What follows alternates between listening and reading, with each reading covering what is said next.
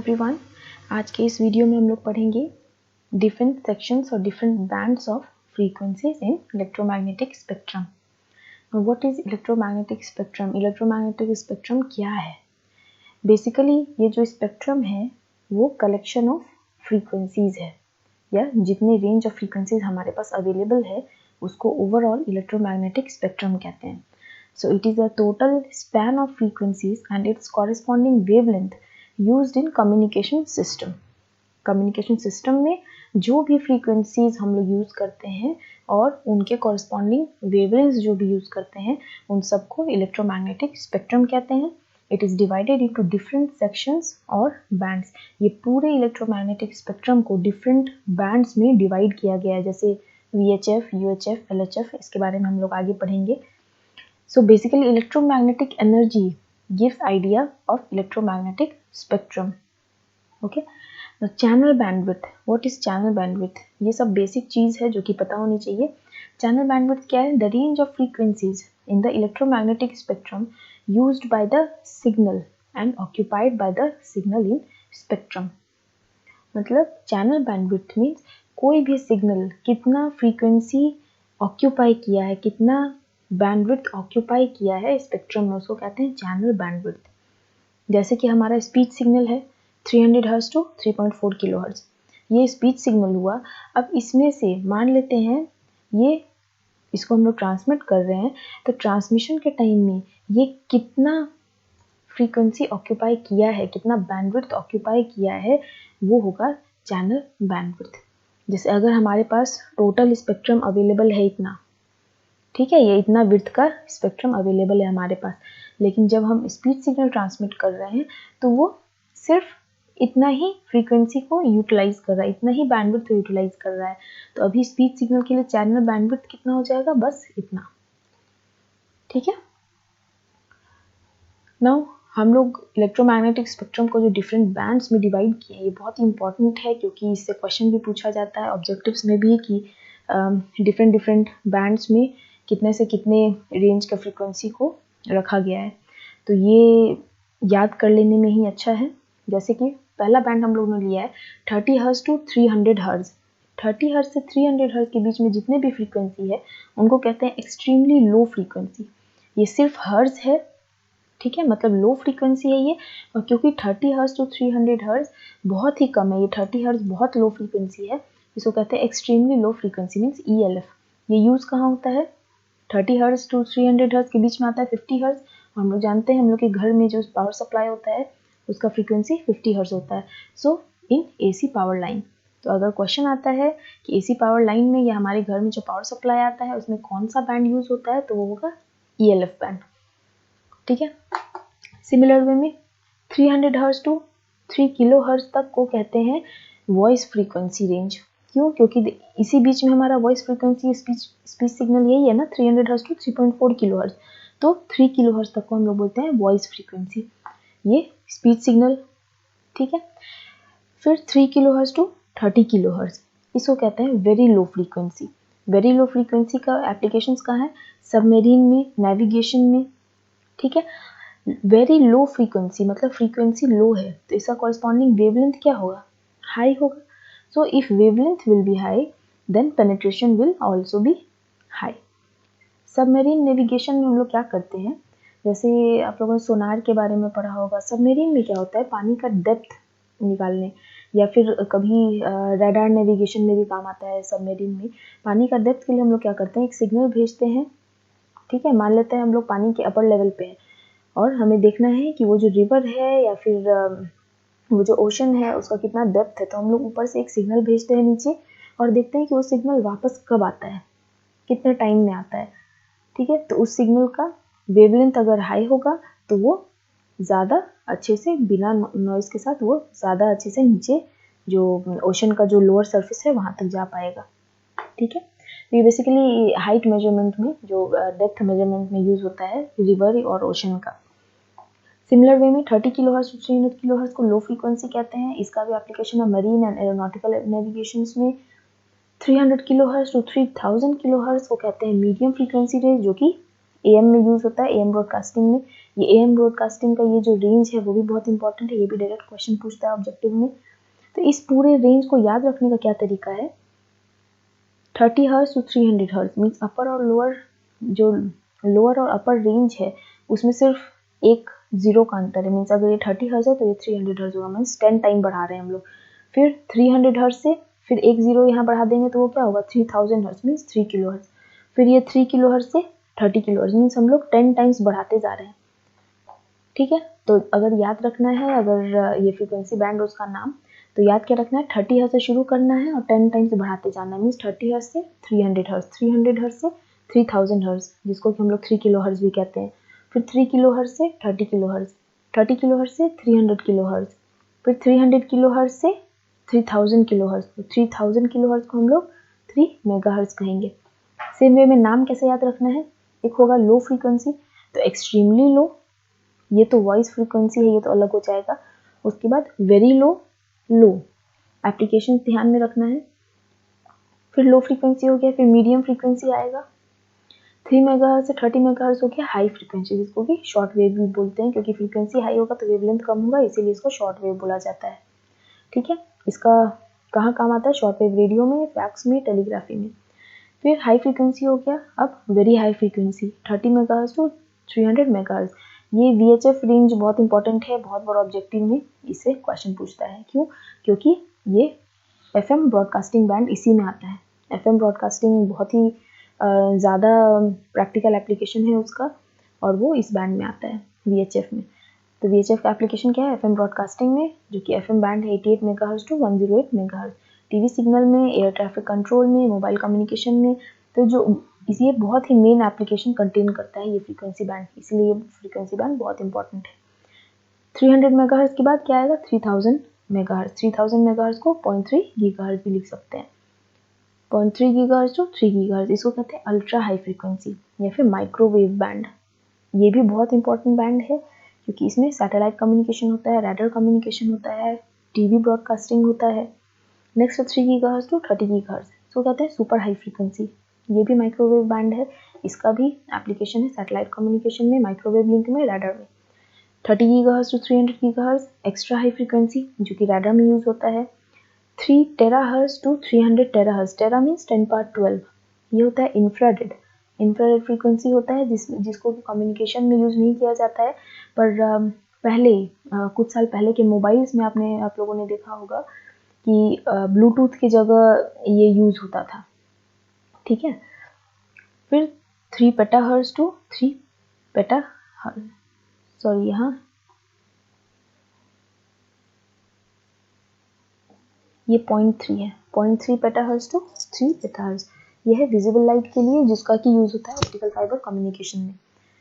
Okay, peta means 3 into 10^15, 3 petahertz to 30 petahertz UV rays में, 30 petahertz to 300 petahertz X rays में use होता है।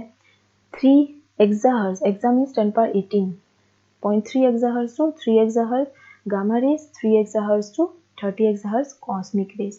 तो यहाँ से जो हम लोग देख रहे हैं टेराहर्ट्ज 10^12 से 3 इंटू 10^12 से जो फ्रीक्वेंसी स्टार्ट होता है, वो सब कम्युनिकेशन में बहुत ज़्यादा यूज नहीं होता है, सिवाय इसके ये ऑप्टिकल कम्युनिकेशन में यूज होता है। ये हम लोगों ने देखा, terahertz means 10^12 hertz, 1 petahertz means 10^15 hertz, 1 exahertz means 10^18 hertz. ठीक है, तो अब ये सारा कुछ डिसाइड कौन करता है कि ये लो फ्रीक्वेंसी में आया, ये अल्ट्रा लो में आया, ये सब कुछ, या फिर FM बैंड इतना से इतना 88 मेगाहर्ट्ज टू 108 मेगाहर्ट्ज है, या AM बैंड इतना है, ये सब कौन डिसाइड करता है? ये डिसाइड करता है ITU। ITU क्या है? एक यूनियन है जिसका फुल फॉर्म है इंटरनेशनल टेलीकम्युनिकेशन यूनियन। ये एक वर्ल्ड वाइड बॉडी है और यही डिसाइड करता है कि कौन किस फ्रीक्वेंसी रेंज में ऑपरेट करेगा। ठीक है, या फिर जैसे अभी मोबाइल नेटवर्क से बहुत सारे एयरटेल है, BSNL है, तो ये लोग का क्या होता है, अपना एक फ्रीक्वेंसी स्पेक्ट्रम ये लोग परचेज करते हैं। ठीक है, और इनके पास लाइसेंस है कि जो भी फ्रीक्वेंसी स्पेक्ट्रम ये लोग ने खरीदा है, ये लोग उसी में ट्रांसमिट कर सकते हैं, दूसरे में नहीं कर सकते। ठीक है, जैसे 93.5 मेगाहर्ट्ज सुना होगा FM में, रेडियो मिर्ची और रेड FM ये सब। तो क्या कभी ऐसा हो सकता है कि रेडियो मिर्ची वाले रेड FM के चैनल फ्रीक्वेंसी पे जाकर के काम करें? नहीं, वहाँ जो आप लोग सुनते हैं 91.1, 92.3, 98.5, 93.5, ये सब क्या है? सब बेसिकली चैनल का नाम नहीं है, ये उसका फ्रीक्वेंसी है, उस चैनल का फ्रीक्वेंसी है। तो अगर कोई बोलता है कि रेडियो मिर्ची है, अगर वो 93.5 पे आता है या 98.3 पे आता है, इसका मतलब क्या है? उस पर्टिकुलर चैनल को ये फ्रीक्वेंसी असाइन है और इस फ्रीक्वेंसी पे और कोई दूसरा चैनल नहीं काम कर सकता। ठीक है, तो एफएम ब्रॉडकास्टिंग का रेंज क्या है? 88 मेगाहर्ट्ज टू 108 मेगाहर्ट्ज। या आप लोग अपने एफएम में जा करके और चेक भी कर सकते हैं कि वहाँ पे फ्रीक्वेंसी रेंज 88 से 108 के बाद नहीं है। उसमें जो भी वो स्कैन के लिए जो फ्रीक्वेंसी वहाँ पे मीटर बना रहता है वो सिर्फ 88 मेगाहर्ट्ज टू 108 मेगाहर्ट्ज तक ही रहता है, क्योंकि एफएम के लिए अलाउड जो रेंज है वो यही है। ठीक है, एफएम सिग्नल हम लोग जाकर के एएम के ब्रॉडकास्टिंग रेंज में नहीं यूज कर सकते। Okay, so it is decided by ITU, और ये ITU का जो भी डिसीजन होता है ये सबको मानना होता है। तो ITU का काम क्या है? It allocates different frequency ranges for different applications. Different countries are member of this union, मतलब ये जो यूनियन है ये वर्ल्ड वाइड है, ऐसा नहीं है कि ये सिर्फ इंडिया के लिए है। और ये जो भी डिसाइड करता है ये अलग अलग फ्रीक्वेंसी रेंज अलग अलग एप्लीकेशन के लिए डिसाइड अलॉट करता है, और ये जो भी डिसीजन लेगा वो सभी को मानना होगा। ठीक है, अब हम लोग देखेंगे कुछ डिजिटल कम्युनिकेशन के पॉइंट्स। डिजिटल कम्युनिकेशन में क्या होता है? हमारा जो इंफॉर्मेशन सिग्नल होता है या उसी को हम लोग मैसेज सिग्नल कहते हैं या मॉड्यूलेटिंग सिग्नल कहते हैं, ये डिजिटल होता है। ठीक है, कैरियर सिग्नल एनालॉग होता है। ऐसा नहीं है कि डिजिटल कम्युनिकेशन है तो कैरियर सिग्नल डिजिटल हो जाएगा। एनालॉग कम्युनिकेशन में क्या होता था? हमारा मैसेज सिग्नल भी एनालॉग रहता था और कैरियर सिग्नल भी। लेकिन डिजिटल में क्या होगा? मैसेज सिग्नल हमारा डिजिटल होगा, कैरियर सिग्नल एनालॉग होगा। डिजिटल सिग्नल हम लोग कैसे लेते थे? PCM के हेल्प से। पल्स कोड मॉड्यूलेशन क्या करता है? एनालॉग को डिजिटल में कन्वर्ट कर देता है। ADC and DAC are not use. Digital communication में हम लोग एनालॉग टू डिजिटल कन्वर्टर या फिर digital to analog converter use नहीं करते हैं। अब डिजिटल कम्युनिकेशन का एडवांटेज क्या है? हम लोग एनालॉग ही क्यों नहीं यूज किए, डिजिटल कम्युनिकेशन सिस्टम पे क्यों गए? पहला जो इसका एडवांटेज है डिजिटल कम्युनिकेशन सिस्टम का वो है increased immunity to channel noise and interference due to the use of special circuits called regenerative repeater circuits, which removes noise and regenerates clean new pulses, thus eliminating the accumulation of noise. Digital system में हमारा जो immunity होता है channel noise को लेकर के या फिर इंटरफेरेंस को लेकर के वो बढ़ जाता है। ठीक है, मतलब इम्यूनिटी मतलब नॉइज के अगेंस्ट खड़े होने का ताकत। ठीक है, तो यहाँ पे जो सिग्नल होता है वो ज़्यादा अफेक्टेड नहीं होता है चैनल के नॉइज से या फिर इंटरफेरेंस से। क्यों? क्योंकि एक वीडियो है इसमें पल्स कोड मॉड्यूलेशन का, इसी प्लेलिस्ट में, उसमें देखेंगे कि PCM का ब्लॉक डायग्राम जो है उसमें हम लोगों ने रीजनरेटिव रिपीटर लगा रखा है चैनल में।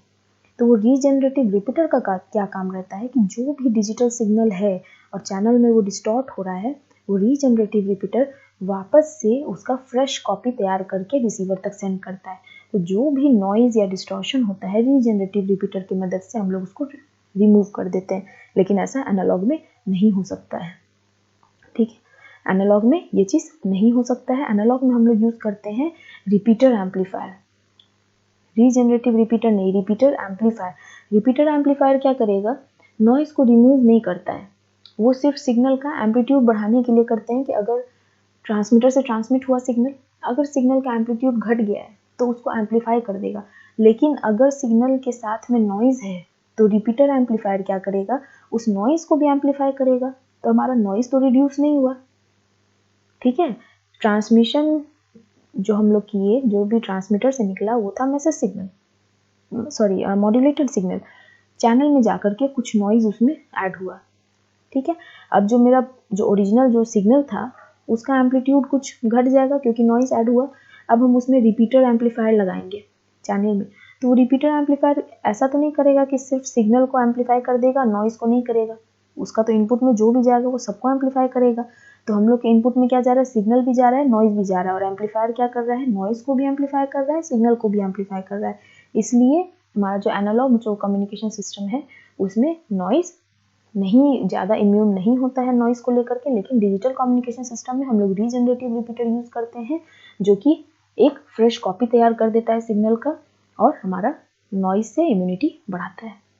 ठीक है, extraction or recovery of transmitted signal is easier since the receiver has just to decide only the presence or absence of a pulse. Digital में क्या होता है, हमारा डिजिटल सिग्नल कुछ ऐसा होता है, वंस और जीरोस. अब ये 1 को हम लोग 5 वोल्ट लेवल भी ले सकते हैं, 2 वोल्ट लेवल भी ले सकते हैं, हमारे सिस्टम का जो भी वोल्टेज रेंज है. अब इसमें क्या होता है, मान लेते हैं नॉइज़ के कारण अगर कहीं पे डिस्टॉर्शन है, जैसे यहाँ है, तो भी हमारे रिसीवर को पता चल जाएगा कि वो 1 है या 0 है, क्योंकि अगर यहाँ पे डिस्टॉर्शन हो भी रहा है तो भी ये मतलब अगर ये 5 वोल्ट है, से ये हमारा हायर लेवल जो है वो 5 वोल्ट है. अब अगर डिस्टॉर्ट होकर ये 3 वोल्ट पे भी चला जाता है तो भी हमारा रिसीवर समझ जाएगा कि ये ज़रूर 1 था, मीन्स 5 वोल्ट था, और थोड़ा सा नॉइज़ के कारण ये 3 पे पहुंचा. ठीक है. अब अगर 0 लेवल है, ये 0 वोल्ट है, अगर यहाँ का सिग्नल 1.5 वोल्ट तक भी पहुंच जाता है तो भी हमारा रिसीवर ये समझ सकता है कि ये 0 लेवल था. क्यों? क्योंकि डिजिटल कम्युनिकेशन में हम लोग एक थ्रेशहोल्ड सेट करते हैं. मान लेते हैं हमारा थ्रेशहोल्ड इसमें है 2.5. ठीक है, कि अगर 2.5 मतलब जो भी इनकमिंग सिग्नल है, अगर वो 2.5 लेवल 2.5 वोल्ट से ज़्यादा है तो इसका मतलब वो 1 होगा, अगर 2.5 वोल्ट से कम है तो वो 0 होगा. ठीक है, डिजिटल में 0 और 1 का ही होता है सिग्नल. ठीक है, तो इस तरीके से हम लोग का जो रिकवरी है मैसेज का डिजिटल में इसीलिए आसान हो जाता है. सेकंड पॉइंट क्या है डिजिटल का advantage, common format since the message signal is a digital signal. मतलब इसमें मैसेज सिग्नल हमेशा डिजिटल होता है, इसलिए हम लोगों को जो भी डिज़ायर्ड फॉर्मेट है, जो भी मैसेज सिग्नल को हम लोग डिज़ायर्ड फॉर्मेट में कन्वर्ट करते थे ट्रांसमिशन के लिए, उसके लिए ज़्यादा एफर्ट नहीं लगाना पड़ता है, क्योंकि यहाँ पे मैसेज सिग्नल डिजिटल होता है. और डिजिटल सिग्नल तो हम लोग जानते हैं सीक्वेंस और जीरोज और 1 का होता है. बहुत हो गया तो हम लोग लाइन कोडिंग करते हैं कि NRZ है या RZ है, return to 0, non return to 0. जो नेक्स्ट है वो है flexible operation, means we can do a lot of other processings which can be done. Flexible operation means अभी मैंने बताया, जैसे हमें डिजिटल सिग्नल ही चाहिए, जो हमारा मैसेज सिग्नल है उसको डिजिटल ही होना चाहिए. तो डिजिटल सिग्नल के लिए रिप्रेजेंटेशन के लिए बहुत चीज़ है, अलाइन कोडिंग स्कीम्स है, जिसमें कि हम लोग रिटर्न टू 0 करते हैं, नॉन रिटर्न टू 0 करते हैं, यूनिपोलर, बाईपोलर, ये सब हम लोग डिजिटल कम्युनिकेशन में अलग से पढ़ेंगे. फोर्थ है improved security by the method of coding और इंक्रिप्शन. PCM में हम लोगों ने देखा था पल्स कोड मॉड्यूलेशन में कि जब हमारा जो भी मैसेज सिग्नल था वो सैम्पल्ड होकर के क्वांटाइज हो जाता था, उसके बाद हम उसको इनकोड करते थे. तो वो जो इनकोडिंग मेथड है वो सिस्टम टू सिस्टम वेरी कर सकता है. हम अपने मैसेज सिग्नल को किस तरह से इनकोड करना चाहते हैं, उसका कोडिंग कैसे कर सकते हैं, वो हमारे ऊपर डिपेंड करता है. लेकिन बस वो कोडिंग स्कीम रिसीवर को भी पता होना चाहिए, ताकि जब उसके पास इंक्रिप्टेड मैसेज आए तो वो उसी कोड से उसको वापस से डिस्क्रिप्ट ये कर पाए. ठीक है, पर इसका डिसएडवांटेज क्या होता है डिजिटल कम्युनिकेशन का, increase transmission bandwidth. Transmission bandwidth increase हो जाता है. क्यों? क्योंकि हम लोग जानते हैं कि यहाँ पे मैसेज सिग्नल जीरोज और वंस होता है, मतलब ऐसे रेक्टेंगुलर पल्स होता है. रेक्टेंगुलर पल्स जो टाइम डोमेन में होता है, उसका जब फ्रीक्वेंसी डोमेन निकालेंगे, फ्रीक्वेंसी डोमेन में वो होता है सिंक. ठीक है, सिंक पल्स. तो सिंक पल्स का क्या होता है, ये इतने दूर में 90% ऑफ पावर जो है उसका कंटेंट रहता है सिग्नल का. उसके बाद क्या होता है, सिग्नल धीरे धीरे वीक होते जाता है.